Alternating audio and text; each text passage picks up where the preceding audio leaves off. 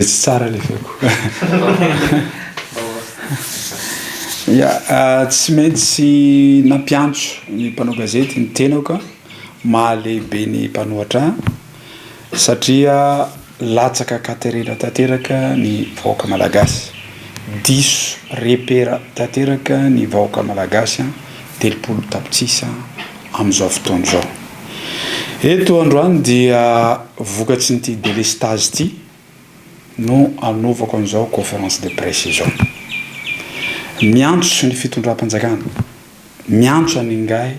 Andry Rajoelina mba hiteny ny marina amin'ny vahoaka malagasy. Ity antso ataoko ity tsy mangataka ny prime ministre hamaly ahy, tsy mangataka ny ministre ny angovo hamaly ahy, fantatro fa izao délestage manjony malagasy rehetra eto a Madagasikara izao dia tsy avy amin'ny prime ministre, tsy avy amin'ny ministre ny angovo, tsy avy amin'ny DG ny Jirama, fa tompona andraikitra feno ingay Andry Rajoelina amin'ny fitiavana tanindrazana. Ianao koa fa niteny an'izany amin'ny anaran'ny fitiavana tanindrazana dia mba mangataka ny honnêteté politique anao androany, mba hiteny amin'ny vahoaka malagasy ny marina hoe oviana marina hitsahatra tanteraka ity délestage ity, satria ianao niteny hoe tsy hivoaka ny hefitrano mihitsy ianao raha tsy mahita vahaolana. Mbola niteny indray ianao hoe mareta nareo vahoaka malagasy fa afaka 6 mois dia tsisy délestage tsony eto Madagasikara. Mbola nanambara ianao tamin'ny vahoaka malagasy fa afaka 3 mois dia tsisy délestage intsony. Amin'izao fotoana izao fa mananika any amin'ny 12 ora ny délestage,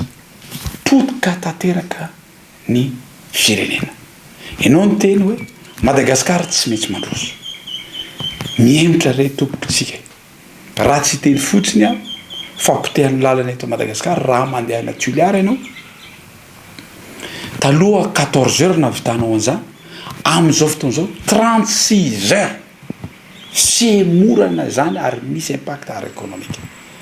Zany économique salama zany dia misy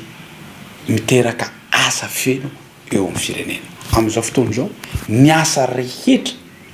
potika avokoa. Zay no nitenenako hoe mba ampionareo aho, mety kely ny fahalalako, mba inona re tompoko ny zavatra ray fotsiny angatahiko amintsika, zavatra ray fotsiny